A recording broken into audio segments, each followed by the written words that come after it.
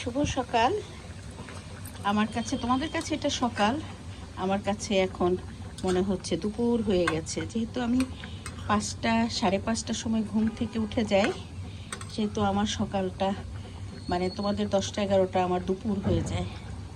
আজকেও রান্না করতে এসেছি। রান্না তো ডেইলি করি, আর এই টাইমটা আমার রান্নার টাইম। আমি টাইম ভাগ করে নিয়েছি কখন কি করব। আমি 11টা 11:30টার মধ্যে রান্না শেষ করে ফেলি। তারপরে তো আমাকে যেতে হয়, দৌড়াতে হয়। আর এই মাছটা বলো তো কি? এটা হচ্ছে নদীর পাঙ্গাস।